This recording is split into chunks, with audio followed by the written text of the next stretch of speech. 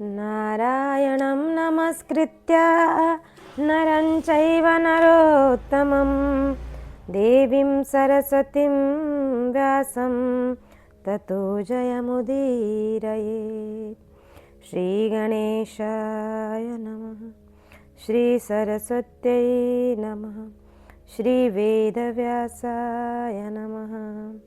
श्रीमन महर्षि वेदव्यास प्रणीत श्री महाभारत द्वितीय खंड वन पर्व व विराट पर्व हम श्रवण कर रहे हैं। आज हम श्रवण करेंगे 271वां अध्याय, जहाँ पर पांडवों द्वारा जयद्रथ की सेना का संहार, जयद्रथ का पलायन, द्रौपदी तथा नकुल सहदेव के साथ युधिष्ठिर का आश्रम पर लौटना तथा भीम और अर्जुन का वन में जयद्रथ का पीछा करना। वैशंपायन जी कहते हैं, संतिष्ठत प्रहरत तूर्णं विपरिधावत इति स्म सैन्धवो राजा चोदयामास तान् नृपान्। कि राजन तब सिंधुराज जयद्रथ ठहरो, मारो, जल्दी दौड़ो कहकर अपने साथ आए हुए राजाओं को युद्ध के लिए उत्साहित करने लगे। उस समय रणभूमि में युधिष्ठिर, भीमसेन, अर्जुन, नकुल और सहदेव को देखकर जयद्रथ के सैनिकों में बड़ा भयंकर कोलाहल होने लगा। कोलाहल मच गया।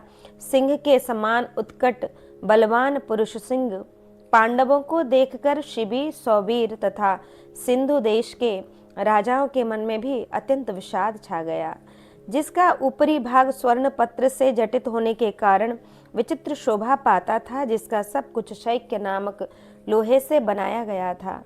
उस विशाल गदा को हाथ में लेकर भीमसेन काल प्रेरित जयद्रथ की ओर दौड़े। इतने में ही रथों की विशाल सेना के द्वारा भीमसेन को सब ओर से घेर कर कोटिकास्य ने जयद्रथ और भीमसेन के बीच में भारी व्यवधान डाल दिया। उस समय सब योद्धा भीमसेन पर अपनी भुजाओं के द्वारा चलाकर शक्ति, तोमर और नाराज आदि बहुत से अस्त्र शस्त्रों की वर्षा करने लगे, परंतु भीमसेन इससे तनिक भी विचलित नहीं हुए। उन्होंने जयद्रथ की सेना के मुहाने पर जाकर अपनी गदा की चोट से सवार सहित एक हाथी और 14 पैदलों को मार डाला। इस प्रकार अर्जुन ने सौवीर राज जयद्रथ को पकड़ने की इच्छा रखकर सेना के अग्रभाग में स्थित 500 शूरवीर पर्वतीय महारथियों को मार डाला। स्वयं राजा युधिष्ठिर ने भी उस समय अपने ऊपर प्रहार करने वाले सौवीर क्षत्रियों के 100 प्रमुख वीरों को पलक मारते मारते समरांगण में मार गिराया था। महावीर नकुल हाथ में तलवार लिए रथ से कूद पड़े और पादरक्षक सैनिकों के मस्तक काट काट कर बीज की भांति उन्हें बार बार धरती पर बोते दिखाई दिए। सहदेव रथ पर आगे बढ़कर हाथी सवार योद्धाओं से भिड़ गए और नाराज नामक वाणों से मार मार कर उन्हें इस प्रकार नीचे गिराने लगे, मानो कोई ब्याद वृक्षों पर से मोरों को घायल करके गिरा रहा हो। तदंतर धनुष हाथ में लिए त्रिगर्त राज ने अपने विशाल रथ से उतरकर राजा युधिष्ठिर के चारों घोड़ों को गदा से मार डाला। उसे पैदल ही पास आया देख कुंती नंदन धर्मराज युधिष्ठिर ने अर्धचंद्राकार बाण से उसकी छाती को छेद डाला। तब हृदय विदीर्ण हो जाने के कारण वीर त्रिगर्त राज मुख से रक्त वमन करता हुआ राजा युधिष्ठिर के सामने ही जड़ से कटे हुए वृक्ष की भांति पृथ्वी पर गिर पड़ा। इधर धर्मराज युधिष्ठिर अपने घोड़े मारे जाने के कारण सारथी इंद्रसेन के साथ सहदेव के विशाल रथ पर जा बैठे। दूसरी ओर क्षेमंकर और महामुख नामक 2 वीर राजकुमार नकुल को लक्ष्य करके दोनों ओर से तीखे बाणों की वर्षा करने लगे।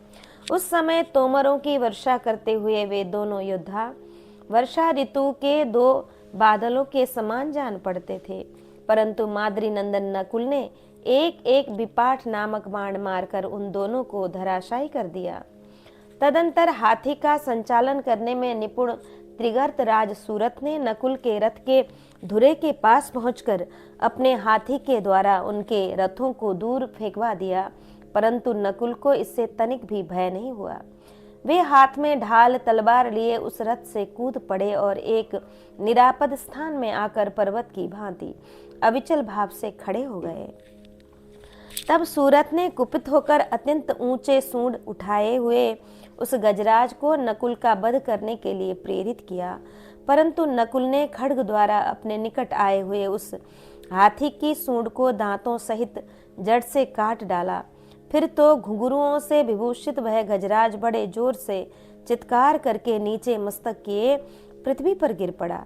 गिरते गिरते उसने महावत को भी पृथ्वी पर दे मारा। यह महान पराक्रम प्रकट करके शूरवीर माद्री नंदन महारथी नकुल भीमसेन के रथ पर चढ़ गए और वहीं पहुंचकर उन्हें शांति मिली।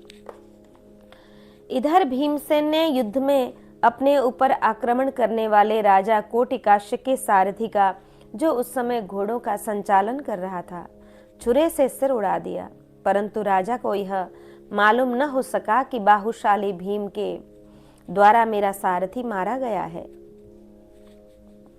उसके मारे जाने से कोटिकाश्य के घोड़े रणभूमि में इधर उधर भागने लगे। सारथी के नष्ट हो जाने से कोटिकाश्य को रण से विमुख हुआ देख योद्धाओं में श्रेष्ठ पांडुनंदन भीमसेन ने उसके पास जाकर प्रास नामक मूठदार शस्त्र से उसे मार डाला। अर्जुन ने सौवीर देश के जो 12 राजकुमार थे, उन सब के धनुष और मस्तक अपने भल्ल नामक तीखे बाणों से काट दिए। उन सारथी वीर ने युद्ध में बाणों के लक्ष्य बने हुए शिबी, इक्ष्वाकु, त्रिगर्त और सिंधु देश के क्षत्रियों को भी मार डाला। सब्यसाची अर्जुन के द्वारा मारे या नष्ट किए गए पताका सहित बहुतेरे हाथी और ध्वजायुक्त अनेक विशाल रथ दृष्टिगोचर हो रहे थे। उस समय बिना सिर के धड़ और बिना धड़ के सिर समस्त रणभूमि को आच्छादित करके बिखरे पड़े थे। वहां मारे गए वीरों के मांस तथा रक्त से कुत्ते, गीद, कंक, सफेद चीलें, काकोल, पहाड़ी कौए, चीलें, गीदड़ और कौए तृप्त हो रहे थे। उन वीरों के मारे जाने पर सिंधुराज जयद्रथ भय से थर्रा उठा और द्रौपदी को वहीं छोड़कर उसने भाग जाने का विचार किया। उस तितर बितर हुई सेना के बीच उस द्रौपदी को रथ से उतारकर नराधम जयद्रथ अपने प्राण बचाने के लिए वन की ओर भागा।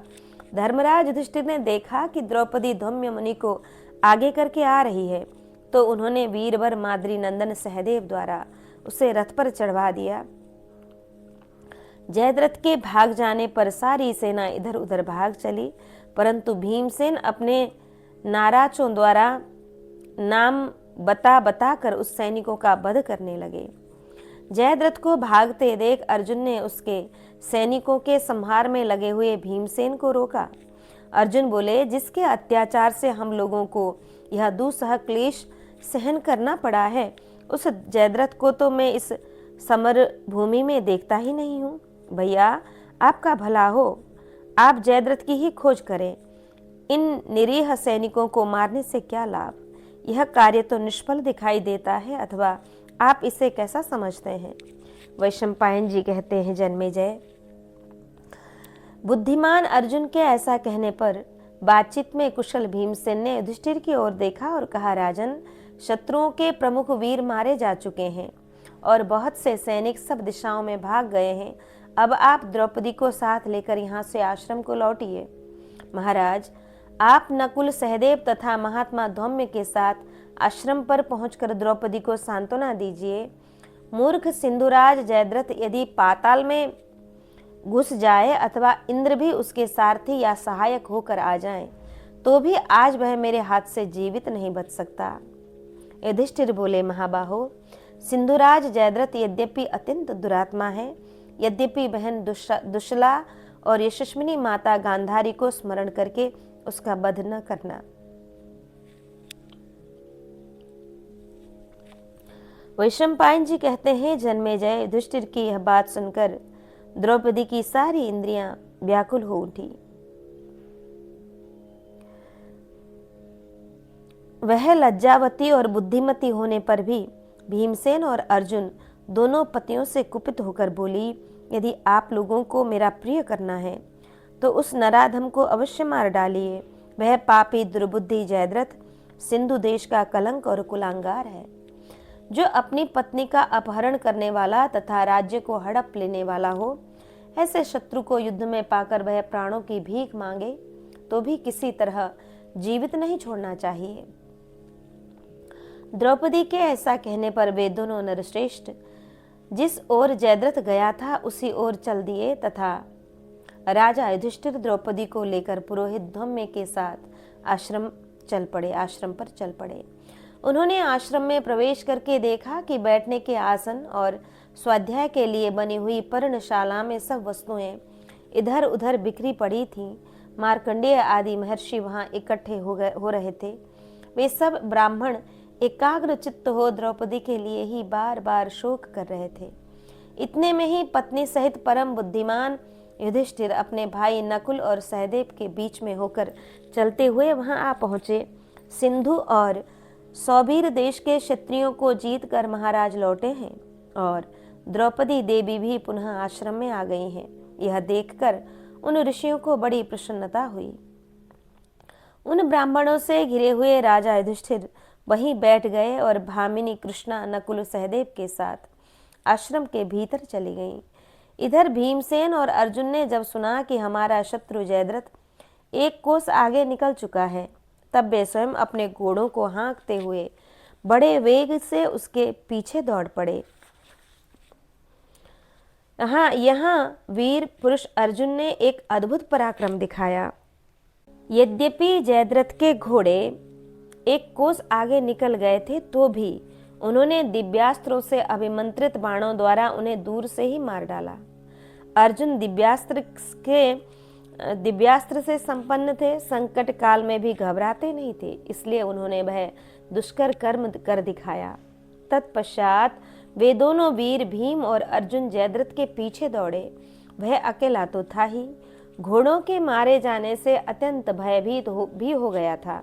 उसके हृदय में व्याकुलता छा गई थी। सिंधुराज अपने घोड़ों को मारा गया देख और अलौकिक पराक्रम कर दिखाने वाले अर्जुन को आता जान अत्यंत दुखी हो गया।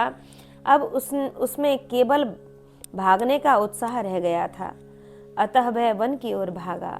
सिंधुराज को केवल भागने में ही पराक्रम दिखाता देख महाबाहु अर्जुन उसका पीछा करते हुए बोले, राजकुमार लौटो, तुम्हें पीठ दिखाकर भागना शोभा नहीं देता। अपने सेवकों को शत्रुओं के बीच में छोड़कर कैसे भागे जा रहे हो? क्या इसी बल से तुम दूसरे की स्त्री को बलपूर्वक हरकर ले जाना चाहते थे? अर्जुन के इस प्रकार ताने देने पर भी सिंधुराज नहीं लौटा। तब महाबली भीम ठहरो ठहरो कहते हुए सहसा उसके पीछे दौड़े। उस समय दयालु अर्जुन ने उनसे कहा, भैया इसकी जान न मारना। वैशंपायन जी कहते हैं, जन्मेजय भीम और अर्जुन दोनों भाइयों को अपने वध के लिए तुले हुए देख जयद्रथ बहुत दुखी हुआ और घबराहट छोड़कर प्राण बचाने की इच्छा से तुरंत तीव्र गति से भागने लगा। उसे भागता देख अमर्ष में भरे हुए महाबली भीम भी रथ से उतर गए और बड़े वेग से दौड़कर उन्होंने उसके केश पकड़ लिए। तत्पश्चात भीम ने उसे पकड़कर उठाकर धरती पर पटक दिया और रोंदने लगे। फिर उन्होंने राजा जयद्रथ का सिर पकड़कर उसे कई थप्पड़ लगाए। इतनी मार खाकर भी वह अभी जीवित ही था और उठने की इच्छा कर रहा था। इसी समय महाबाहु भीम ने उसके मस्तक पर एक लात मारी। इससे वह रोने चिल्लाने लगा, तो भी भीमसेन ने उसे गिराकर उसके शरीर पर अपने दोनों घुटने रख दिए और उसे घूंसों से मारने लगे। इस प्रकार बड़े जोर की मार पड़ने से पीड़ा के मारे राजा जयद्रथ मूर्छित हो गया। इतने पर भी भीमसेन का क्रोध कम नहीं हुआ। यह देख अर्जुन ने उन्हें रोका और कहा, कुरुनंदन, दुशला के वैधव्य का ख्याल करके महाराज ने जो आज्ञा दी थी उसका भी तो विचार कीजिए। भीमसेन ने कहा, इस नराधम ने क्लेश पाने के लिए अयोग्य द्रौपदी को कष्ट पहुंचाया है, अतः अब मेरे हाथ से इस पापाचारी जयद्रथ का जीवित रहना ठीक नहीं है। परंतु मैं क्या कर सकता हूँ? राजा युधिष्ठिर सदा दयालु ही बने रहते हैं और तुम भी अपनी बाल बुद्धि के कारण मेरे ऐसे कामों में सदा बाधा पहुंचाया करते हो। ऐसा कहकर भीम ने जयद्रथ के लंबे लंबे बालों को अर्धचंद्राकार बाण से मूड कर 5 चोटियां रख दी। उस समय वह भय के मारे कुछ भी बोल नहीं पाता था। तदंतर कटु वचनों से सिंधुराज का तिरस्कार करते हुए भीम ने उससे कहा, अरे मूढ़, यदि तू जीवित रहना चाहता है तो जीवन रक्षा का हेतुभूत मेरा यह वचन सुन। तू राजाओं की सभा समितियों में जाकर सदा अपने को महाराज युधिष्ठिर का दास बताया कर। यह शर्त स्वीकार हो तो तुझे जीवन दान दे सकता हूँ। युद्ध में विजयी पुरुष की ओर हारे हुए के लिए ऐसा ही विधान है।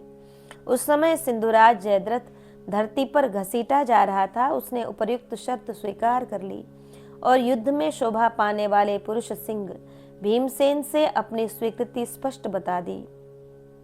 तदंतर वह उठने की चेष्टा करने लगा। तब कुंती कुमार ब्रिकोदर ने उसे बांधकर रथ पर डाल दिया। वह बेचारा धूल से लथपथ और अचेत सा हो रहा था। उसे रथ पर चढ़ाकर आगे आगे भीम चले और पीछे अर्जुन। आश्रम पर आकर भीमसेन वहां मध्य भाग में बैठे हुए राजा युधिष्ठिर के पास गए। भीम ने उसी अवस्था में जयद्रथ को महाराज के सामने उपस्थित किया। उसे देखकर राजा युधिष्ठिर जोर जोर से हंसने लगे और बोले, अब इसे छोड़ दो। तब भीमसेन ने भी राजा से कहा, आप द्रौपदी को यह सूचित कर दीजिए कि यह पापात्मा जयद्रथ पांडवों का दास हो चुका है। तब बड़े भाई युधिष्ठिर ने प्रेम पूर्वक भीमसेन से कहा, यदि तुम मेरी बात मानते हो तो इस पापाचारी को छोड़ दो। उस समय द्रौपदी ने भी युधिष्ठिर की ओर देखकर भीमसेन से कहा, आपने इसका सिर मुड़वाकर 5 चोटियां रख दी हैं तथा यह महाराज का दास हो गया है, अतः अब इसे छोड़ दीजिए। राजन, तब जयद्रथ बंधन से मुक्त कर दिया गया। उसने व्यूहल होकर राजा युधिष्ठिर के पास जा उन्हें प्रणाम करने के पश्चात वहां बैठे हुए अन्यान्य मुनियों को भी देखकर उनके चरणों में मस्तक झुकाया। उस समय आदर देते हुए अर्जुन ने जयद्रथ का हाथ थाम लिया। तब दयालु राजा धर्म पुत्र युधिष्ठिर ने जयद्रथ की ओर देखकर कहा कि सिंधुराज, अब तू दास नहीं रहा, जा, तुझे छोड़ दिया गया है, फिर कभी ऐसा काम न करना। अरे, तू पराई स्त्री की इच्छा करता है, तुझे धिक्कार है। तू स्वयं तो नीच है ही, तेरे सहायक भी अधम है।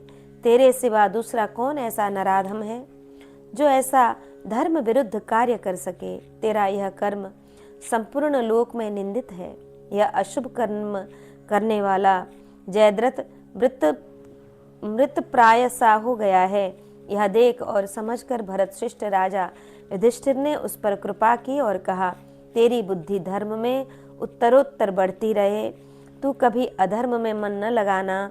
जयद्रथ, अपने रथ, घोड़े और पैदल सबको साथ लिए कुशल पूर्वक चला जा।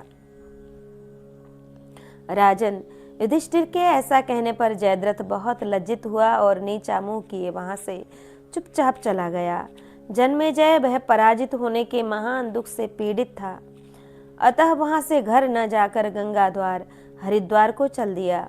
वहां पहुंचकर उसने 3 नेत्रों वाले भगवान उमापति की शरण ली, बड़ी भारी तपस्या की। इससे भगवान शंकर प्रसन्न हो गए। त्रिनेत्रधारी महादेव ने प्रसन्नता पूर्वक स्वयं दर्शन देकर उसकी पूजा ग्रहण की।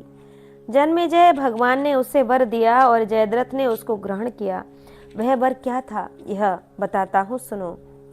कि मैं रथ सहित 5 पांडवों को युद्ध में जीत लूं, यही वर सिंधुराज ने महादेव से मांगा। परंतु महादेव जी ने उससे कहा, ऐसा नहीं हो सकता।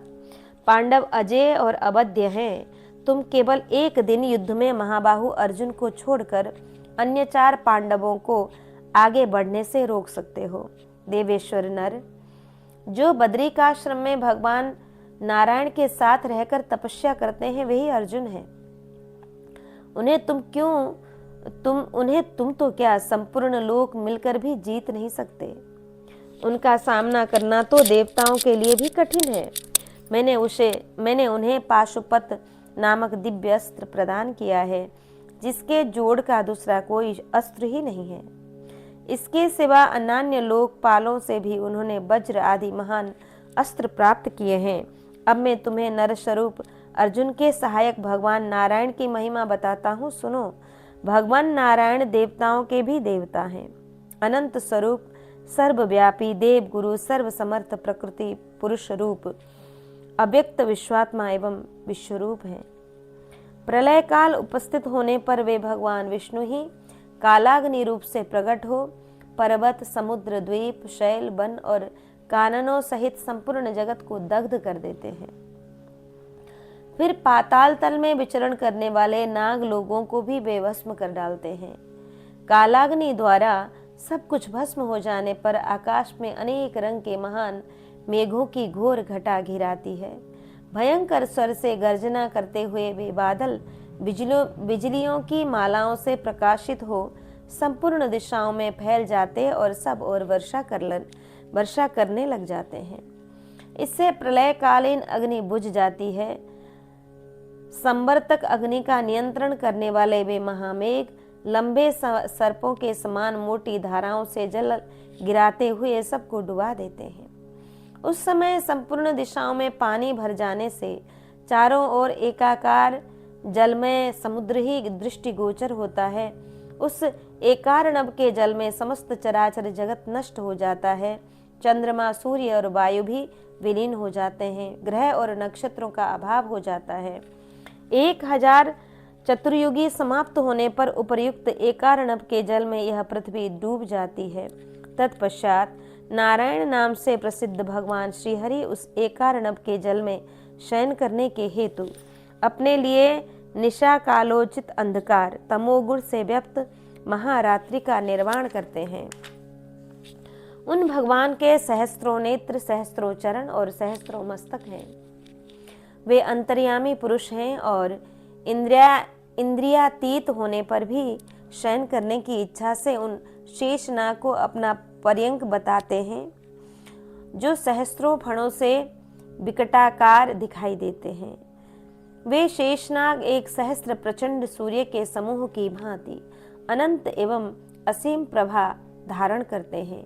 उनकी कांति कुंद, पुष्प, चंद्रमा, मुक्ताहार, गोदुग्ध, कमलनाल तथा कुमुद कुसुम के समान उज्ज्वल है। उन्हीं की शैया बनाकर भगवान श्री हरि शयन करते हैं। तत्पश्चात सृष्टि काल में सत्वगुण के आधिक्य से भगवान योग निद्रा से जाग उठे। जागने पर उन्हें यह समस्त लोक सोना दिखाई दिया। महर्षिगण भगवान नारायण के संबंध में यहाँ श्लोक का उदाहरण दिया करते हैं। जल भगवान का शरीर है, इसलिए उनका नाम नार सुनते आए हैं। वह नार ही उनका अनय गृह है, अथवा उसके साथ एक होकर वे रहते हैं, इसलिए उन भगवान को नारायण कहा गया है।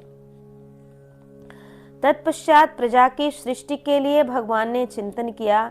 इस चिंतन के साथ ही भगवान की नाभि से सनातन कमल प्रकट हुआ। उस नाभि कमल से चतुर्मुख ब्रह्मा जी का प्रादुर्भाव हुआ। उस कमल पर बैठे हुए लोक पितामह ब्रह्मा जी ने सहसा संपूर्ण जगत को शून्य देखकर अपने मानस पुत्र के रूप में अपने ही जैसे प्रभावशाली मरीचि आदि 9 महर्षियों को उत्पन्न किया। उन महर्षियों ने स्थावर जंगम रूप संपूर्ण भूतों की तथा यक्ष, राक्षस, भूत, पिशाच, नाग और मनुष्यों की सृष्टि की। ब्रह्मा जी के रूप से भगवान सृष्टि करते हैं, परम पुरुष नारायण से इनकी रक्षा करते हैं तथा रुद्र स्वरूप से सबका संहार करते हैं। इस प्रकार प्रजापालक भगवान की ये 3 अवस्थाएं हैं। सिंधुराज, क्या तुमने वेदों के पारंगत ब्रह्मर्षियों के मुख से अद्भुत कर्ता भगवान विष्णु का चरित्र नहीं सुना है? समस्त भूमंडल सब ओर से जल में डूबा हुआ था। उस समय एकार्णव से उपलक्षित एकमात्र आकाश में पृथ्वी का पता लगाने के लिए भगवान इस प्रकार विचर रहे थे, जैसे वर्षा काल की रात में जुगनू सब ओर उड़ता फिरता है। वे पृथ्वी को कहीं स्थिर रूप से स्थापित करने के लिए उसकी खोज कर रहे थे। पृथ्वी को जल में डूबी हुई देख भगवान ने मन ही मन उसे बाहर निकालने की इच्छा की। वे सोचने लगे, कौन सा रूप धारण करके मैं इस जल के जल से पृथ्वी का उद्धार करूं। इस प्रकार मन ही मन चिंतन करके उन्होंने दिव्य दृष्टि से देखा कि जल में क्रीड़ा करने के योग्य तो वाराह रूप है, अतः उन्होंने उसी रूप का स्मरण किया। वेद तुल्य वैदिक वांग्मयी वराह रूप भगवान धारण करके भगवान ने जल के भीतर प्रवेश किया। उनका वह विशाल पर्वताकार शरीर 100 योजन लंबा और 10 योजन चौड़ा था। उनकी दाढ़ें बड़ी तीखी थीं, उनका शरीर देदीप्यमान हो रहा था। भगवान का कंठ स्वरूप महान मेघों की गर्जना के समान गंभीर था। उनकी अंग कांति नील जलधर के समान श्याम थी। इस प्रकार यज्ञ वराह रूप धारण करके भगवान ने जल के भीतर प्रवेश किया और एक ही दांत से पृथ्वी को उठाकर उसे अपने स्थान पर स्थापित कर दिया। तदंतर महाबाहु भगवान श्री हरि ने एक अपूर्व शरीर धारण किया, जिसमें आधा अंग तो मनुष्य का था और आधा सिंह का। इस प्रकार नृसिंह रूप धारण करके हाथ का स्पर्श किए हुए दैत्यराज हिरण्यकश्यपु की सभा में गए। दैत्यों के आदि पुरुष और देवताओं के शत्रु दीति नंदन हिरण्यकश्यपु ने उस अपूर्व पुरुष को देखकर क्रोध से आंखें लाल कर ली। उसने एक हाथ में शूल उठा रखा था, उसके गले में पुष्पों की माला शोभा पा रही थी। उस समय वीर हिरण्यकश्यपु ने, जिसकी आवाज मेघ की गर्जना के समान थी, जो नीले मेघों के समूह जैसा श्याम था तथा जो दीति के गर्भ से उत्पन्न होकर देवताओं का शत्रु बना हुआ था, भगवान नृसिंह पर धावा किया। इसी समय अत्यंत बलवान मृगेंद्र स्वरूप भगवान नृसिंह ने दैत्य के निकट जाकर उसे अपने तीखे नखों द्वारा अत्यंत विदीर्ण कर दिया। इस प्रकार शत्रुघाती दैत्यराज हिरण्यकश्यपु का वध करके भगवान कमल नयन श्री हरि पुनः संपूर्ण लोकों के हित के लिए अन्य रूप में प्रकट हो गए। उस समय वे कश्यप जी के तेजस्वी पुत्र हुए। अदिति देवी ने उन्हें गर्भ में धारण किया था। पूरे 1000 वर्ष तक गर्भ में धारण करने के पश्चात अदिति ने एक उत्तम बालक को जन्म दिया। वह वर्षा काल के मेघ के समान श्याम वर्ण का था। उसके नेत्र देदीप्यमान हो रहे थे। वे वामनाकार दंड और कमंडलु धारण किए तथा वक्षस्थल में श्रीवत्स से चिन्हित विभूषित थे। उनके सिर पर जटा थी और गले में यज्ञोपवीत शोभा पाता था। उस समय वे बाल रूपधारी श्रीमान भगवान दानवराज बलि की यज्ञशाला के समीप गए। बृहस्पति जी की सहायता से उनका बलि के यज्ञ मंडप में प्रवेश हुआ। वामन रूपधारी भगवान को देखकर राजा बलि बहुत प्रसन्न हुए और बोले कि ब्राह्मण, आपका दर्शन पाकर मैं बहुत प्रसन्न हुआ हूँ। आज्ञा कीजिए, मैं आपकी सेवा के लिए क्या दूं? बलि के ऐसा कहने पर भगवान वामन ने आपका स्वस्ति कल्याण हो ऐसा कहकर बलि को आशीर्वाद दिया और मुस्कुराते हुए, दानवराज, मुझे 3 पग पृथ्वी दे दीजिए। बलि ने प्रसन्न चित्त होकर उन अमित तेजस्वी ब्राह्मण देवता को उनकी मुहमांगी वस्तु दे दी। तब भूमि को नापते समय श्रीहरि का अत्यंत अद्भुत और दिव्य रूप प्रकट हुआ। उन अक्षोभ्य सनातन विष्णुदेव ने 3 पग द्वारा शीघ्र ही सारी वसुधा नाप ली और देवराज इंद्र को समर्पित कर दी। यह मैंने तुम्हें भगवान के वामनावतार की बात बताई। उन्हीं से देवताओं की उत्पत्ति हुई है। यह जगत भी भगवान विष्णु से प्रकट होने के कारण वैष्णव कहलाता है। राजन, वे ही भगवान विष्णु दुष्टों का दमन और धर्म का संरक्षण करने के लिए मनुष्यों के बीच यदुकुल में अवतीर्ण हुए हैं। उन्हीं को श्री कृष्ण कहते हैं। वे अनादि अनंत अजन्मा दिव्य स्वरूप सर्व समर्थ और विश्व वंदित हैं। सिंधुराज, विद्वान पुरुष उन्हीं भगवान की महिमा गाते और उन्हीं के पावन चरित्रों का वर्णन करते हैं। उन्हीं को अपराजित शंख चक्रधारी पीत पट्टांबर विभूषित श्री वत्सधारी भगवान श्री कृष्ण कहा गया है। अस्त्र विद्या के विद्वानों में श्रेष्ठ अर्जुन उन्हीं भगवान श्री कृष्ण के द्वारा सुरक्षित हैं। शत्रु वीरों का संहार करने वाले अतुल पराक्रमी श्रीमान कमल नयन श्री कृष्ण एक ही रथ पर अर्जुन के समीप बैठकर उनकी सहायता करते हैं। इस कारण अर्जुन को कोई नहीं जीत सकता। उनका वेग सहन करना देवताओं के लिए भी कठिन है। फिर कौन ऐसा मनुष्य है जो युद्ध में अर्जुन पर विजय पा सके? राजन, केवल अर्जुन को छोड़कर एक दिन ही तुम युधिष्ठिर की सारी सेना को और अपने शत्रु चारों पांडवों को जीत सकोगे। वैशंपायन जी कहते हैं, जन्मेजय, उमापति भगवान हर समस्त पापों का अपहरण करने वाले हैं। वे पशुरूपी जीवों के पालक, दक्ष यज्ञ विध्वंसक तथा त्रिपुर विनाशक हैं। उनके 3 नेत्र हैं और उन्हीं के द्वारा भग देवता के नेत्र नष्ट किए गए हैं।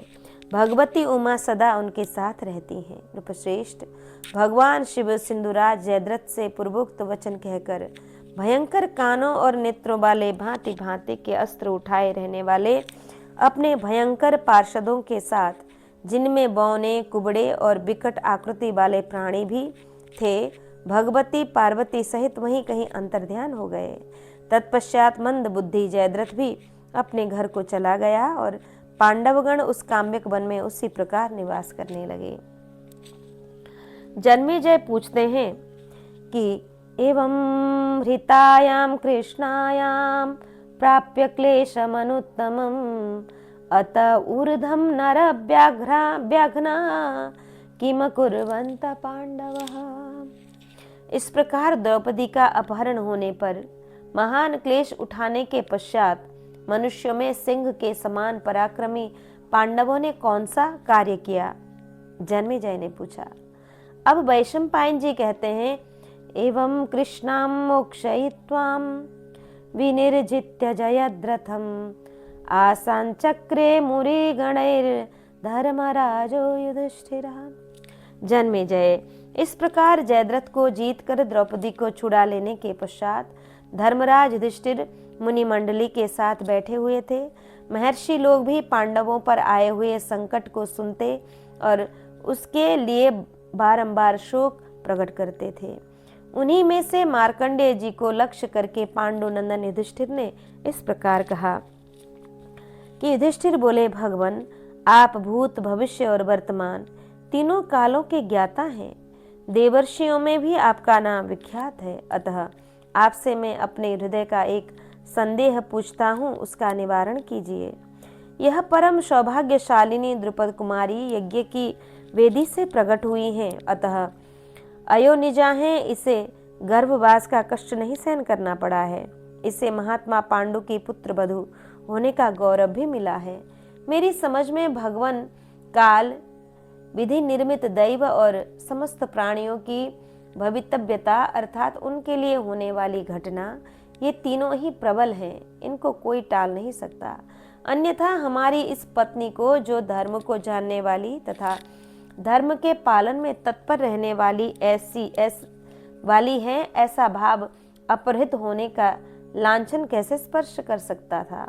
यह तो ठीक वैसा ही है जैसे किसी शुद्ध आचार विचार वाले मनुष्य पर झूठे ही चोरी का कलंक लग जाए। इसने कभी कोई पाप या निंदित कर्म ही नहीं किया है। द्रौपदी ने ब्राह्मणों के प्रति सेवा सत्कार आदि के रूप में महान धर्म का आचरण किया है। ऐसी स्त्री का भी मूढ़ बुद्धि पापी राजा जयद्रथ ने बलपूर्वक अपहरण किया। इस अपहरण के ही कारण उसका सिर मुड़ा गया। वह अपने सहायकों सहित युद्ध में पराजित हुआ तथा हम लोग सिंधु देश की सेना का संहार करके पुनः द्रौपदी को लौटा लाए हैं। इस प्रकार हमने जिसे कभी सोचा तक न था, वह अपनी पत्नी का अपहरण रूप अपमान हमें प्राप्त हुआ और मिथ्या व्यवसाय में लगे हुए बांधवों ने हमें देश से निर्वासित किया है। अतः मैं पूछता हूँ, क्या संसार में मेरे जैसा मंद भाग्य मनुष्य कोई और भी है, या अथवा आपने पहले कभी मुझ जैसे भाग्यहीन को कहीं देखा या सुना है?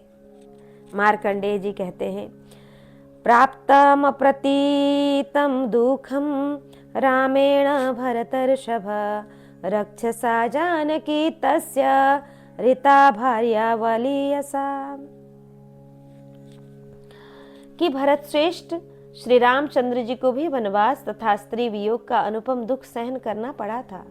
दुरात्मा राक्षस राज महाबली रावण अपना माया जाल बिछाकर आश्रम से उनकी पत्नी सीता को वेग पूर्वक हर के ले गया था और अपने कार्य में बाधा डालने वाले गृध्रराज जटायु को उसने नहीं वही मार गिराया था। फिर श्री रामचंद्र जी भी सुग्रीव की सेना का सहारा ले समुद्र पर पुल बांधकर लंका में गए और अपने तीखे आग्नेय आदि बाणों से उसको भस्म करके वहां से सीता को वापस लाए। युधिष्ठिर ने पूछा, भगवान श्री रामचंद्र जी किस कुल में प्रकट हुए थे? उनका बल और पराक्रम कैसा था? रावण किसका पुत्र था और उसका रामचंद्र जी से क्या बैर था? भगवान, ये सभी बातें मुझे अच्छी प्रकार बताइए। मैं अनायास ही महान कर्म करने वाले भगवान श्री राम का चरित्र सुनना चाहता हूँ। मार्कंडेय जी कहते हैं कि राजन, इक्ष्वाकु वंश में अज नाम से प्रसिद्ध एक महान राजा हो गए हैं। उनके पुत्र थे दशरथ, जो सदा स्वाध्याय में संलग्न रहने वाले और पवित्र थे। उनके 4 पुत्र हुए, वे सब के सब धर्म और अर्थ के तत्व को जानने वाले थे। उनके नाम इस प्रकार हैं, राम, लक्ष्मण, महाबली, भरत और शत्रुघ्न। श्री रामचंद्र जी की माता का नाम कौशल्या था, भरत की माता कैकेयी थी तथा शत्रुओं को संताप देने वाले लक्ष्मण और शत्रुघ्न सुमित्रा के पुत्र थे। राजन, विदेह देश के राजा जनक की एक पुत्री थी जिनका नाम था सीता। उसे स्वयं विधाता ने ही भगवान श्री राम की प्यारी रानी होने के लिए रचा था। जनेश्वर, इस प्रकार मैंने तुम्हें श्री राम और सीता के जन्म का वृतांत बताया। अब रावण के भी जन्म का प्रसंग सुनाऊंगा। संपूर्ण जगत के स्वामी, सबकी सृष्टि करने वाले प्रजापालक, महातपस्वी और स्वयंभू साक्षात भगवान ब्रह्मा जी ही श्री रावण के पितामह थे। ब्रह्मा जी के एक परम प्रिय मानस पुत्र पुलस्त्य जी थे। उनसे उनकी गौ नाम की पत्नी के गर्भ से वैश्रवण नामक शक्तिशाली पुत्र उत्पन्न हुआ। राजन, वैश्रवण अपने पिता को छोड़कर पितामह की सेवा में रहने लगे। इससे उन पर क्रोध करके पिता पुलस्त्य ने स्वयं अपने आप को ही दूसरे रूप में प्रकट कर लिया। पुलस्त्य के आधे शरीर से जो दूसरा द्विज प्रकट हुआ उसका नाम विश्रवा था। विश्रवा वैश्रवण से बदला लेने के लिए उनके ऊपर सदा कुपित रहता था, परंतु पितामह ब्रह्मा जी उन पर प्रसन्न थे। अतः उन्होंने वैश्रव को अमरत्व प्रदान किया और धन का स्वामी तथा लोकपाल बना दिया। पितामह ने उनकी महादेव से मैत्री कराई और उन्हें नल कुबर नामक पुत्र दिया तथा राक्षसों से भरी हुई लंका को उनकी राजधानी बनाई। साथ ही उन्हें इच्छानुसार विचरने वाला पुष्पक एक विमान दिया। उसके सिवा ब्रह्मा जी ने कुबेर को यक्षों का स्वामी बना दिया और उन्हें राज की पदवी प्रदान की। मार्कंडेय जी कहते हैं कि राजन, पुलस्त्य के क्रोध से उनके आधे शरीर से जो विश्रवा नामक मुनि प्रकट हुए थे, वे कुबेर को कुपित दृष्टि से देखने लगे। युधिष्ठिर, राक्षसों के स्वामी कुबेर को जब यह बात मालूम हो गई कि मेरे पिता मुझ पर रुष्ट रहते हैं, तब वे उन्हें प्रसन्न रखने का प्रयत्न करने लगे। राज कुबेर स्वयं लंका में ही रहते थे। वे मनुष्यों द्वारा ढोई जाने वाली पालकी आदि की सवारी पर चलते थे, इसलिए नरवाहन कहलाते थे। उन्होंने अपने पिता विश्रवा की सेवा के लिए 3 राक्षस कन्याओं को परिचारिकाओं के रूप में नियुक्त कर दिया था। भरत श्रेष्ठ, वे तीनों ही नाचने और गाने की कला में निपुण थी तथा सदा ही उन महात्मा महर्षि को संतुष्ट रखने के लिए सचेष्ट रहती थी। महाराज, उनके नाम थे पुष्पोत्कटा, राका तथा मालिनी। ये तीनों सुंदरियां अपना भला चाहती थीं, इसलिए एक दूसरे से स्पर्धा रखकर मुनि की सेवा करती थीं। वे ऐश्वर्यशाली महात्मा उनकी सेवाओं से प्रसन्न हो गए और उनमें से प्रत्येक को उनकी इच्छा के अनुसार लोकपालों के समान पराक्रमी पुत्र होने का वरदान प्रदान किया। पुष्पोत्कटा के 2 पुत्र हुए, रावण और कुंभकर्ण। ये दोनों ही राक्षस के अधिपति थे। भूमंडल में इनके समान बलवान दूसरा कोई नहीं था। मालिनी ने एक ही पुत्र विभीषण को जन्म दिया। राका के गर्भ से एक पुत्र और एक पुत्री हुई। पुत्र का नाम खर था और पुत्री का नाम सुपर्णखा। इन सब बालकों में विभीषण ही सबसे बड़े, अधिक रूपवान, सौभाग्यशाली, धर्म रक्षक तथा कर्तव्य परायण थे। रावण के 10 मस्तक थे। वही सबसे ज्येष्ठ तथा राक्षसों का स्वामी था। उत्साह, बल, धैर्य और पराक्रम में भी वह महान था। कुंभकर्ण शारीरिक बल में सबसे बढ़ा चढ़ा था। युद्ध में भी वह सबसे बढ़कर था। मायावी और रणकुशल तो था ही, वह निशाचर बड़ा भयंकर भी था। खर धनुर्विद्या में विशेष पराक्रमी था। वह ब्राह्मणों से द्वेष रखने वाला तथा मांसाहारी था। सुपर्णखा की आकृति बड़ी भयानक थी। वह सिद्ध ऋषि मुनियों की तपस्या में विघ्न डाला करती थी। वे सभी बालक वेदवेत्ता, शूरवीर तथा ब्रह्मचर्य व्रत का पालन करने वाले थे और अपने पिता के साथ गंधमादन पर्वत पर सुखपूर्वक रहते थे। एक दिन नरवाहन कुबेर अपने महान ऐश्वर्य से युक्त होकर पिता के साथ बैठे थे। उसी अवस्था में रावण आदि ने उनको देखा। उनका वैभव देखकर एक बालक के हृदय में डाह पैदा हो गई। उन्होंने मन ही मन तपस्या करने का निश्चय किया और घोर तपस्या के द्वारा उन्होंने ब्रह्मा जी को संतुष्ट कर लिया।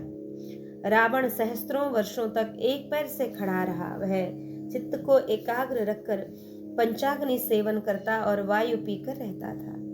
कुंभकर्ण ने भी आहार का संयम किया। वह भूमि पर सोता और कठोर नियमों का पालन करता था। विभीषण केवल एक सूखा पत्ता खाकर रहते थे। उनका भी उपवास में ही प्रेम था। बुद्धिमान एवं उदार बुद्धि विभीषण सदा जप किया करते थे। उन्होंने भी उतने समय तक तीव्र तपस्या की। खर और सुपर्णखा ये दोनों प्रसन्न मन से तपस्या में लगे हुए अपने भाइयों की परिचर्या तथा रक्षा करते थे। 1000 वर्ष पूर्ण होने पर दुर्धर्ष दशानन ने अपना मस्तक काटकर अग्नि में उसकी आहुति दे दी। उसके इस अद्भुत कर्म से लोकेश्वर ब्रह्मा जी बहुत संतुष्ट हुए। तदंतर ब्रह्मा जी ने स्वयं जाकर उन सब को तपस्या करने से रोका और प्रत्येक को पृथक पृथक वरदान का लोभ देते हुए कहा कि पुत्रों, मैं तुम सब पर प्रसन्न हूँ। वर मांगो और तपस्या से निवृत्त हो जाओ। केवल अमरत्व को छोड़कर जिसकी जो इच्छा हो उसके अनुसार वह वर मांगे, उसका वह मनोरथ पूर्ण होगा। तत्पश्चात उन्होंने रावण की ओर लक्ष्य करके कहा, तुमने महत्वपूर्ण पद प्राप्त करने की इच्छा से अपने जिन जिन मस्तकों की अग्नि में आहुति दी है, वे सब के सब पूर्ववत तुम्हारे शरीर में इच्छा अनुसार जुड़ जाएंगे। तुम्हारे शरीर में किसी प्रकार की कुरूपता नहीं होगी। तुम इच्छा अनुसार रूप धारण कर सकोगे तथा युद्ध में शत्रुओं पर विजयी होगे, इसमें संशय नहीं है। राक्षस रावण बोला, भगवान, गंधर्व, देवता, असुर, यक्ष, राक्षस, सर्प, किन्नर तथा भूतों से कभी मेरी पराजय न हो। ब्रह्मा जी ने कहा, तुमने जिन लोगों का नाम लिया है उनमें से किसी से भी तुम्हें भय नहीं होगा। केवल मनुष्य को छोड़कर तुम सबसे निर्भय रहो। तुम्हारा भला हो। तुम्हारे लिए मनुष्य से होने वाले भय का विधान मैंने ही किया है। मार्कंडेय जी कहते हैं, राजन, ब्रह्मा जी के ऐसा कहने पर दशमुख रावण बहुत प्रसन्न हुआ। वह दुर्बुद्धि नरभक्षी राक्षस मनुष्यों की अवहेलना करता था। तत्पश्चात ब्रह्मा जी ने कुंभकर्ण से वर मांगने को कहा, परंतु उसकी बुद्धि तमोगुण से ग्रस्त थी, अतः उसने अधिक काल तक नींद लेने का ही वर मांगा। उससे ऐसा ही होगा। यूं कहकर ब्रह्मा जी विभीषण के पास गए और इस प्रकार बोले, बेटा, मैं तुम पर बहुत प्रसन्न हूँ, अतः तुम भी वर मांगो। ब्रह्मा जी ने यह बात बार बार दोहराई। विभीषण बोले, भगवान, बहुत बड़ा संकट आने पर भी मेरे मन में कभी पाप का विचार न उठे तथा बिना सीखे ही मेरे हृदय में ब्रह्मास्त्र के प्रयोग और उपसंहार की विधि स्फुरित हो जाए। ब्रह्मा जी ने कहा, शत्रुनाशन राक्षस योनि में जन्म लेकर भी तुम्हारी बुद्धि अधर्म में नहीं लगती, इसलिए तुम्हारे मांगे हुए वर के अतिरिक्त मैं तुम्हें अमरत्व भी देता हूँ। मार्कंडेय जी कहते हैं, राक्षस दशानन ने वर प्राप्त कर लेने पर सबसे पहले अपने भाई कुबेर को युद्ध में परास्त किया और उन्हें लंका के राज्य से बहिष्कृत कर दिया। भगवान कुबेर लंका छोड़कर गंधर्व, यक्ष, राक्षस तथा किंपुरुषों के साथ गंधमादन पर्वत पर ही आकर रहने लगे थे। रावण ने आक्रमण करके उनका पुष्पक विमान भी छीन लिया। तब कुबेर ने कुपित होकर उसे शाप दिया, अरे यह विमान तेरी सवारी में नहीं आ सकेगा, जो युद्ध में तुझे मार डालेगा उसका यह वाहन होगा। मैं तेरा बड़ा भाई होने के कारण मान्य था, परंतु तूने मेरा अपमान किया है, इससे बहुत शीघ्र तेरा नाश हो जाएगा। महाराज विभीषण धर्मात्मा थे। उन्होंने सत्पुरुषों के मार्ग का ध्यान रखकर सदा अपने भाई कुबेर का अनुसरण किया, अतः वे उत्तम लक्ष्मी से संपन्न हुए। बड़े भाई बुद्धिमान भगवान कुबेर ने संतुष्ट होकर छोटे भाई विभीषण को यक्ष तथा राक्षसों की सेना का सेनापति बना दिया।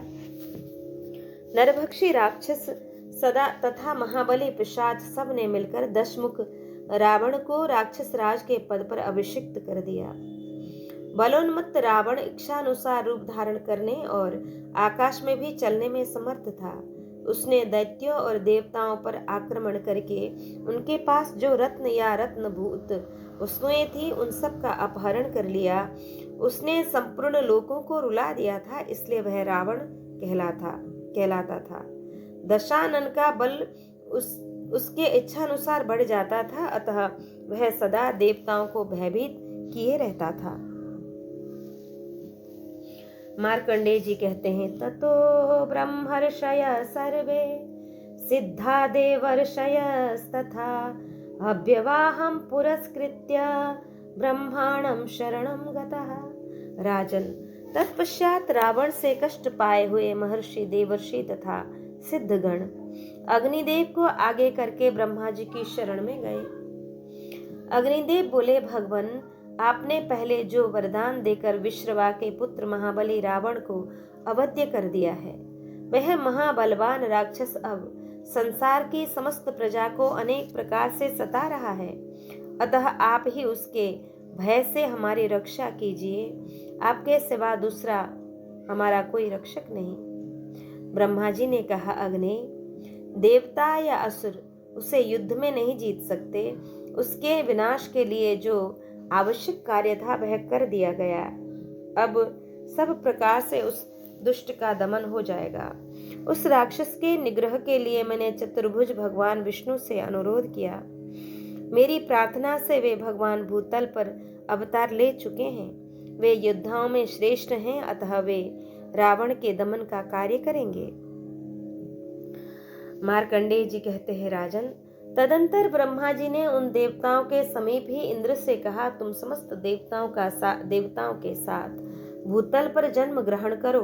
वहां रीछों और वानरों की स्त्रियों से ऐसे वीर पुत्र को उत्पन्न करो जो इच्छानुसार रूप धारण करने में समर्थ, बलवान तथा भूतल पर अवतीर्ण हुए भगवान विष्णु के योग्य सहायक हों। तदंतर देवता, गंधर्व और नाग अपने अपने अंश एवं अंशांश से इस पृथ्वी पर अवतीर्ण होने के लिए परस्पर परामर्श करने लगे थे। फिर वरदायक देवता ब्रह्मा जी ने उन सब के सामने ही दुंदुभी नाम वाली गंधर्वी को आज्ञा दी कि तुम देवताओं का कार्य सिद्ध करने के लिए भूतल पर जाओ। पितामह की बात सुनकर गंधर्वी दुंदुभी मनुष्य लोक में आकर मंथरा नाम से प्रसिद्ध कुबड़ी दासी हुई। इंद्र आदि समस्त श्रेष्ठ देवता भी वानरों तथा रीछों की उत्तम स्त्रियों से संतान उत्पन्न करने लगे। वे सब वानर और रीछ यश तथा बल में अपने पिता देवताओं के समान ही हुए। वे पर्वतों के शिखर तोड़ डालने की शक्ति रखते थे एवं शाल, साखू और ताड़ के वृक्ष तथा पत्थरों की चट्टानें ही उनके आयुध थे। उनका शरीर वज्र के समान दुर्भेद्य और सुदृढ़ था। वे सभी राशि राशि बल के आश्रय थे। उनका बल और पराक्रम इच्छा के अनुसार प्रकट होता था। वे सबके सब युद्ध करने की कला में दक्ष थे। उनके शरीर में 10,000 हाथियों के समान बल था। तेज चलने में वे वायु के वेग को लजा देते थे। उनका कोई घर बार नहीं था, जहां इच्छा होती वहीं रह जाते थे। उनमें से कुछ लोग केवल वनों में ही रहते थे। इसी प्रकार सारी व्यवस्था करके लोक दृष्टा भगवान ब्रह्मा ने मंथरा बनी हुई दुंदुभि को जो जो काम जैसे जैसे करना था वह सब समझा दिया। वह मन के समान वेग से चलने वाली थी। उसने ब्रह्मा जी की बात को अच्छी तरह समझकर उनके अनुरूप ही कार्य किया। वह इधर उधर घूम फिर कर वैर की आग प्रज्वलित करने में लग गई। युधिष्ठिर ने पूछा, ब्राह्मण, आपने श्री रामचंद्र जी आदि सभी भाइयों के जन्म की कथा तो पृथक पृथक सुना दी। अब मैं उनके वनवास का कारण सुनना चाहता हूँ, उसे कहिए। दशरथ जी के वीर पुत्र दोनों भाई श्री राम और लक्ष्मण तथा मिथिलेश कुमारी यशस्विनी सीता को वन में क्यों जाना पड़ा? मार्कंडेय जी कहते हैं, राजन, अपने पुत्रों के जन्म से महाराज दशरथ को बड़ी प्रसन्नता हुई। वे सदा सत्कर्म में तत्पर रहने वाले धर्मपरायण तथा बड़े गुणों के सेवक थे।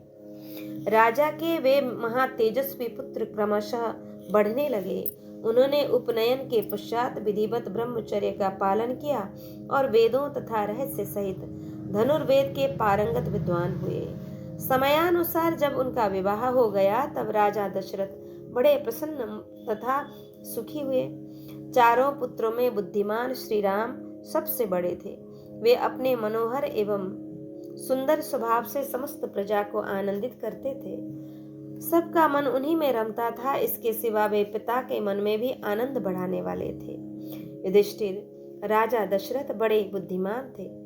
उन्होंने यह सोचकर कि अब मेरी अवस्था बहुत अधिक हो गई, अतः राम को युवराज पद पर अभिषिक्त कर देना चाहिए। इस विषय में अपने मंत्री और धर्मज्ञ पुरोहित से सलाह की। उन सभी ने श्रेष्ठ मंत्रियों ने राजा के इस समयोचित प्रस्ताव का अनुमोदन किया। श्री रामचंद्र जी के सुंदर नेत्र कुछ कुछ लाल थे और भुजाएं बड़ी एवं घुटनों तक लंबी थी। वे मतवाले हाथी के समान मस्तानी चाल से चलते थे। उनकी ग्रीवा शंख के समान सुंदर थी। उनकी छाती चौड़ी थी और उनके सिर पर काले काले घुंघराले बाल थे। उनकी देह दिव्य दीप्ति से दमकती रहती थी। युद्ध में उनका पराक्रम देवराज इंद्र से कम नहीं था।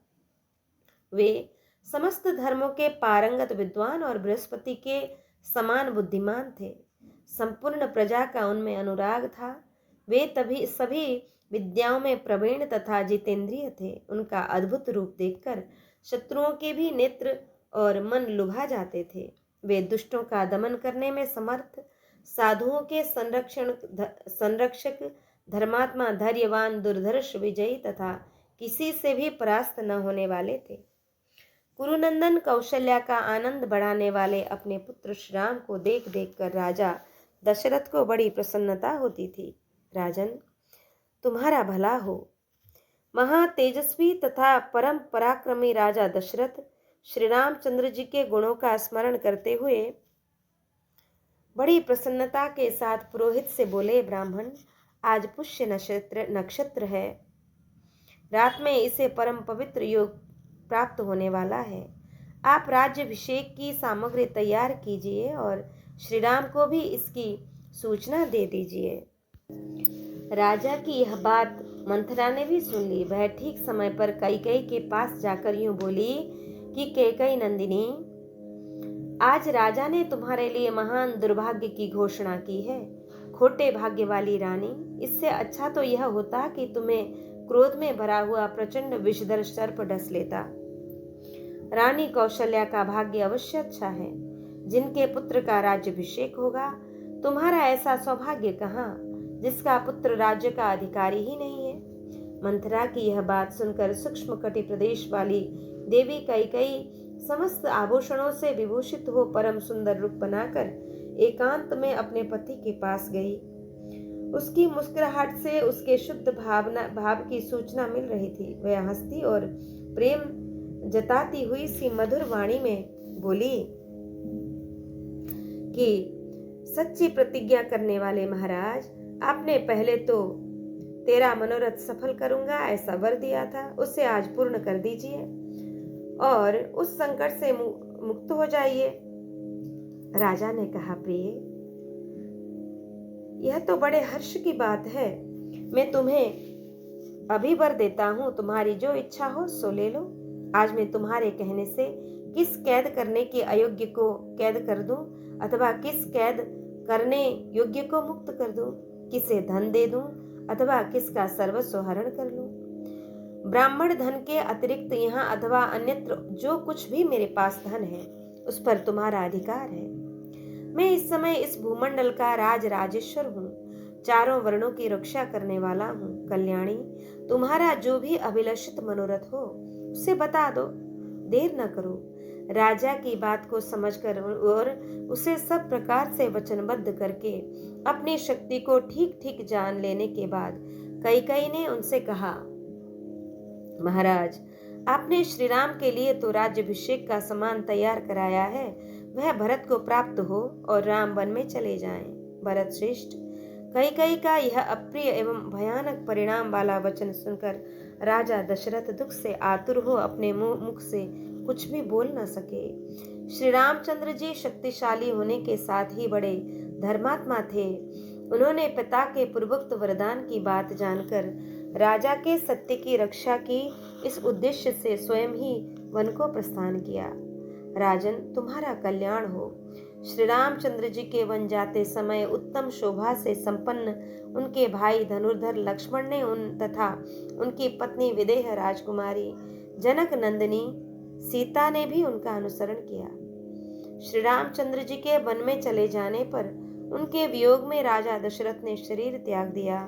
श्री रामचंद्र जी वन में चले गए तथा राजा परलोकवासी हो गए। यह देखकर कैकेयी ने भरत को ननिहाल से बुलवाया और इस प्रकार कहा, बेटा, तुम्हारे पिता महाराज दशरथ स्वर्गलोक को सिधार गए तथा श्री राम और लक्ष्मण वन में निवास करते हैं। अब यह विशाल राज्य सब प्रकार से सुखद और निष्कंटक हो गया है, तुम इसे ग्रहण करो। भरत बड़े धर्मात्मा थे। वे माता की बात सुनकर उससे बोले, कुल कलंकिनी जननी, तूने धन के लोभ में पड़कर यह कितनी बड़ी क्रूरता का कर्म किया है। पति की हत्या की और इस कुल का विनाश कर डाला। मेरे मस्तक पर कलंक का टीका लगाकर तू अपना मनोरथ पूर्ण कर ले। ऐसा कहकर भरत फूट फूट कर रोने लगे। उन्होंने सारी प्रजा और मंत्रियों आदि के निकट अपनी सफाई दी तथा भाई श्री राम को वन से लौटा लाने की लालसा से उन्होंने पथ का अनुसरण किया। वे कौशल्या, सुमित्रा तथा कैकेयी को सवारियों द्वारा आगे भेजकर स्वयं अत्यंत दुखी हो शत्रुघ्न के साथ पैदल ही वन को चले। श्री रामचंद्र जी को लौटा लाने की अभिलाषा से उन्होंने वशिष्ठ, वामदेव और दूसरे सहस्त्रों ब्राह्मणों तथा नगर एवं जनपद के लोगों को साथ लेकर यात्रा की। चित्रकूट पहुंचकर भरत ने लक्ष्मण सहित श्री राम को धनुष हाथ में लिए तपस्वी जनों की वेशभूषा धारण किए देखा। उस समय श्री रामचंद्र जी ने कहा, तात भरत, अयोध्या को लौट जाओ। तुम्हें प्रजा की रक्षा करनी चाहिए और मैं पिता के सत्य की रक्षा कर रहा हूँ। ऐसा कहकर पिता की आज्ञा पालन करने वाले भगवान श्री राम जी ने समझा बुझाकर उन्हें विदा कर दिया। तब वे लौटकर बड़े भाई की चरण पादुकाओं को आगे रखकर नंदी ग्राम में ठहर गए और वहीं से राज्य की देखभाल करने लगे। श्री रामचंद्र जी ने वहां नगर और जनपद के लोगों के बराबर आने जाने की आशंका से शरभंग मुनि के आश्रम के पास विशाल वन में प्रवेश किया। वहां शरभंग मुनि का सत्कार करके वे दंडकारण्य में चले गए और वहां सुरम्य गोदावरी नदी के तट पर आश्रय लेकर रहने लगे। वहां रहते समय सुपर्णखा के नाक, कान और होंठ काटने के कारण श्री राम जी का जनस्थान निवास खर नामक राक्षस के साथ महान वैर हो गया। धर्म वत्सल श्री राम जी ने तपस्वी मुनियों की रक्षा के लिए महाबली खर और दूषण को मारकर वहां के 14,000 राक्षसों का संहार कर डाला था। उन बुद्धिमान रघुनाथ जी ने पुनः उस वन को क्षेम कारक धर्मारण्य बना दिया। उन राक्षसों के मारे जाने पर सुपर्णखा, जिसकी नाक और होंठ काट लिए गए थे, पुनः लंका में अपने भाई रावण के घर गई। रावण के पास पहुंचकर वह राक्षसी दुख से मूर्छित हो भाई के चरणों में गिर पड़ी। उसके मुख पर रक्त बहकर सूख गया था। बहन का रूप इस प्रकार विकृत हुआ देखकर रावण क्रोध से मूर्छित हो उठा और दांतों से दांत पीसता हुआ रोष पूर्वक आसन से उठकर खड़ा हो गया। अपने मंत्रियों को विदा करके उसने एकांत में सुपर्णखा से पूछा, भद्रे, इसने मेरी परवाह न करके मेरी सर्वथा अवहेलना करके तुम्हारी ऐसी दुर्दशा की है? कौन तीखे शूल के पास जाकर उसे अपने सारे अंगों में चुभोना चाहता है? कौन मूर्ख अपने सिर पर आग रखकर बेखट के सुख की नींद सो रहा है? कौन अत्यंत भयंकर विषधर सर्प को पैर से कुचल रहा है? और तथा कौन केसरी सिंह की दाढ़ों में हाथ डालकर निश्चिंत खड़ा है? इस प्रकार बोलते हुए रावण के कान, नाक एवं आंख आदि छिद्रों से उसी प्रकार आग की चिंगारियां निकलने लगी, जिस प्रकार रात को जलते हुए वृक्ष के छेदों से आग की लपटें निकलती हैं। तब रावण की बहन शूर्पणखा ने श्री राम के उस पराक्रम और खर दूषण सहित समस्त राक्षसों के संहार का सारा वृत्तांत कह सुनाया। यह सुनकर रावण ने अपने कर्तव्य का निश्चय किया और अपनी बहन को सांत्वना देकर नगर आदि की रक्षा का प्रबंध करके वह आकाश मार्ग से उड़ चला। चित्रकूट और काल पर्वत को लांघकर उसने मगरों के निवास स्थान गहरे महासागर को देखा। उसे ऊपर ही ऊपर लांघकर दशमुख रावण गोकर्ण तीर्थ में गया, जो परमात्मा शूलपाणी शिव का प्रिय एवं अविचल स्थान है।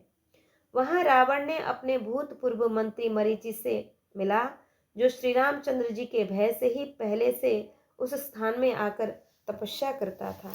इस प्रकार आज हमने श्रवण किया भीमसेन के द्वारा जयद्रथ को पकड़कर लाना और युधिष्ठिर जी के चरणों में समर्पित कर देना, और श्री राम जी का चरित्र जन्म से लेकर वनवास तक का चरित्र आज हमने श्रवण किया। आज के प्रसंग को, आज के पारायण को श्री ठाकुर जी के चरण कमल में अर्पित करके यहाँ विश्राम लेंगे। जय जय।